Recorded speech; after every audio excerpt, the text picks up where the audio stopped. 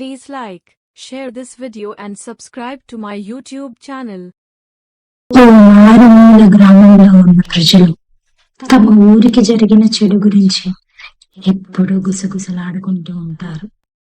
ఆ గ్రామంలోని మహిళలపై ఏవో దుష్ట శక్తులు ఆవహిస్తున్నాయని. ఆ ఊళ్ళోని మహిళలు ఒక్కొక్కరిగా తమను దుష్ట ఆత్మను ఆవహించడంతో వారు అంతు చిక్కని అనారోగ్యం పాలై చావుకి బ్రతుక్కి మధ్య కొట్టుమిట్టాడుతున్నారు. ఒకప్పుడు వారి జీవితం చాలా బాగుండేది. కానీ ఇప్పుడు కొంతమంది అనారోగ్యంతో మంచం పడితే ఇంకొంతమంది పిచ్చివాళ్లుగా మారిపోతున్నారు. ఆడవాళ్ళకి మాత్రమే ఇలా జరుగుతోంది. మగవాళ్ళు మాత్రం నిస్సహాయంగా చూస్తూ ఏమి చెయ్యాలో తెలియక ఊరు వదిలి వెళ్ళిపోవడం ఒక్కటే దారి అనుకునే సమయంలో ఒకరోజు ఇద్దరు డాక్టర్స్ ఆ ఊరి పరిస్థితి తెలుసుకొని వాలంటీర్గా సహాయం చేయడానికి వచ్చారు. కానీ ఉపయోగం లేకపోయింది. ఆ డాక్టర్స్ ఎన్ని రోజులు ట్రీట్మెంట్ చేసినా కూడా వారి ఆరోగ్యం ఏమీ బాగుపడలేదు. దాంతో గ్రామస్తులు రహస్యంగా ఒక బయట వ్యక్తిని ఆశ్రయించారు. అతను స్త్రీలను అలా హింసించే ఆత్మలకు భూత వైద్యం చేసే శక్తి మరియు జ్ఞానం కలిగి ఉన్నతను. ఊరిలోని కొంతమంది మగవారు భయంతో వణుకుతూ వారు తమ గ్రామాన్ని, గ్రామంలోని ఆడవారిని ఈ దుర్మార్గపు శాపం నుంచి రక్షించమని ఆ భూత వైద్యుల్ని దీనంగా వేడుకున్నారు. అది విన్న వెంటనే ఆ భూత వైద్యుడు అందుకు అంగీకరించి ఊరి చివర్లో మర్రి చెట్టు కింద భూత వైద్యం మొదలు పెట్టాడు. రాత్రి చీకటిగా ఉంది. గాలి రోజు కంటే పెద్దగా వేస్తుంది. అతను జపించే మంత్రాలు ఆ చెట్టు కింద ప్రతిధ్వనిస్తున్నాయి. అతను జపించే మంత్రాల వలన ఆత్మల చేత ఆవహింపబడిన ఆడవారు ఊగిపోతున్నారు. ఆ రాత్రి ఆ ఊరు మొత్తం వారి అరుపులతో, కేకలతో ఊరెత్తిపోయింది.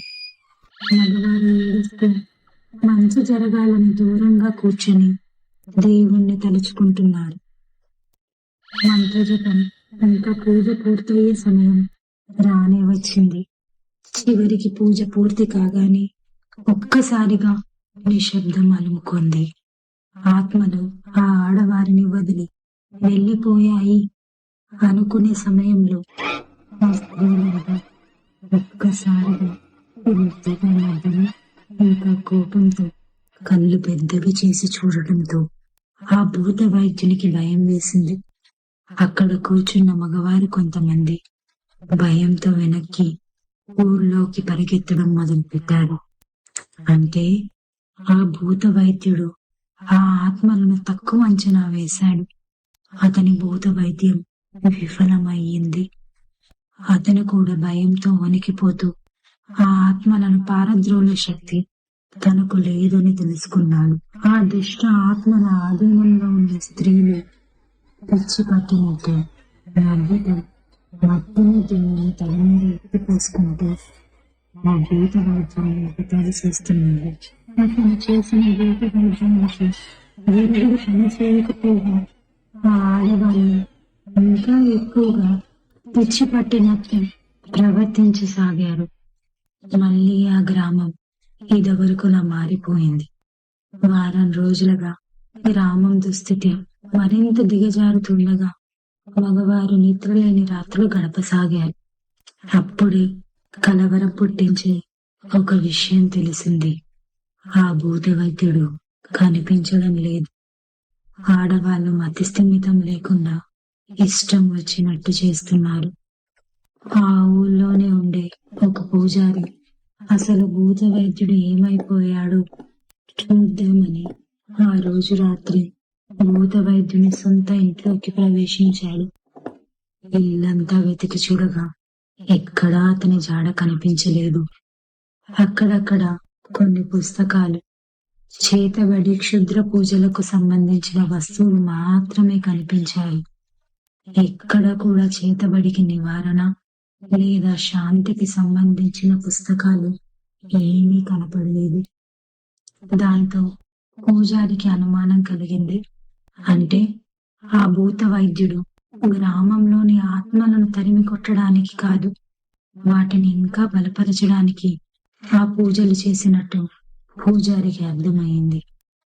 ఇంకా ఆ ఇంట్లో వంటగది కింద ఒక చిన్న ద్వారాన్ని చూశాడు. అది ఒక చీకటి గదికి రహస్య మార్గం. ఆ భూత వైద్యుడు ఆ చీకటి గదిలోనే కూర్చొని ఏవో క్షుద్ర పూజలు చేస్తున్నాడు.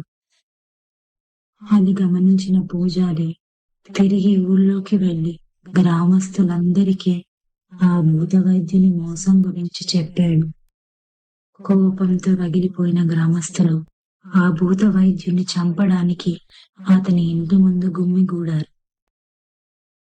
వారిని చూసిన ఆ భూత వైద్యుడు వారి నుండి ప్రాణాలతో తప్పించుకునే అవకాశం లేకపోవడంతో తను కొన్ని మంత్రాలు చివరిగా చెప్పించి కూర్చొని ఉన్న చోటే తన ఆత్మను శరీరం నుండి వేరు చేసుకున్నాడు. గ్రామస్తులందరూ అతని ఇంటిని తగలపెట్టారు. అతను ఆ మంటల్లో కాలి చనిపోయి ఉండవచ్చని అందరూ అనుకున్నారు. కానీ భూత వైద్యుని మరణం తర్వాత ఆ గ్రామంలోని ప్రజలకు ఏం చెయ్యాలో దిక్కుతోచడం లేదు. ఆడవారంతా మతి స్థిమితం లేకుండా ఉన్నారు.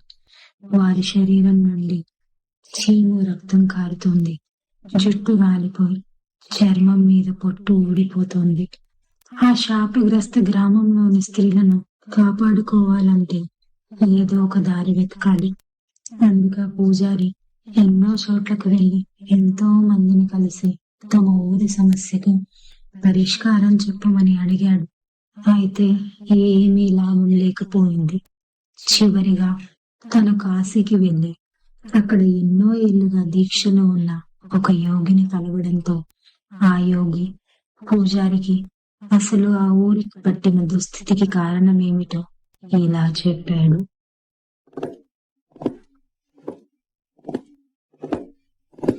కొన్ని సంవత్సరాల క్రితం ఆ ఊరికి ఒక కిరాణా వ్యాపారి వచ్చాడు. ఆ ఊరు అతనికి నచ్చడంతో కుటుంబంతో సహా అదే ఊరిలో స్థిరపడ్డాడు. అతనికి పెళ్లిడికి వచ్చిన ఒక కూతురుంది. తన కూతురు చూడటానికి అందంగా ఉండదు, నల్లగా ఉంటుంది. అయితే ఆ ఊళ్ళోని ఒక కుర్రాడితో స్నేహం ఏర్పడింది. ఈ అమ్మాయి అది ప్రేమగా అనుకుని అతని ఇంటికి వెళ్లి పెళ్లి గురించి మాట్లాడగానే దానికి అతను ఆ అమ్మాయి అంటే ఇష్టం లేదని చెప్తాడు. దాంతో అవమానంతో తిరిగి వెళ్తున్న ఆ తండ్రి కూతుర్లను చూసి చుట్టుపక్కల ఆడవారు ఎగతాళిగా నవ్వడంతో అది తట్టుకోలేని ఆ అమ్మాయి ఆత్మహత్య చేసుకుంది. తన కూతురి చావుకి కారణమైన ఆ ఊరి ఆడవాళ్ళ మీద ప్రతీకారం తీర్చుకోవడం కోసం ఆ వ్యాపారి చేతబడి నేర్చుకుని ఆ ఊరి మీద ప్రయోగించాడు. ఆ కిరాణా వ్యాపారి భూత వైద్యుడని పూజలు చేసిన అతను ఇద్దరు ఒక్కరే. అతన్ని ప్రజలు ఇంట్లో తగలపెట్టక ముందే అతను ఆత్మను శరీరం నుండి వేరు చేసుకుని ఆ ఊర్లో ఆడవారిని చిత్రహింసలకు గురి చేసి వారి చావుని చూడటానికి ఎదురు చూస్తున్నాడు. ఇలా ఆ యోగి తన దివ్య దృష్టితో జరిగిందంతా పూజారికి చెప్పి అతనితో కలిసి ఆ ఊరికి వచ్చాడు.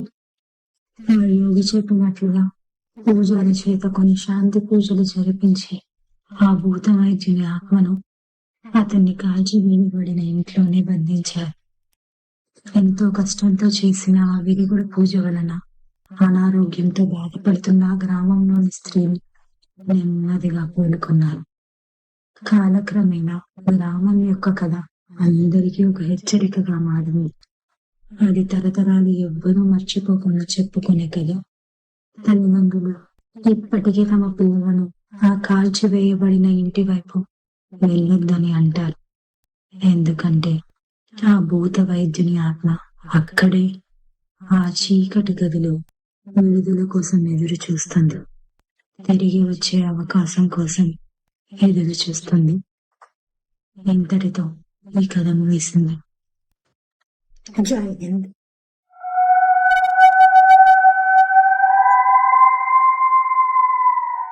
Subscribe to Scout Telugu Horror Stories.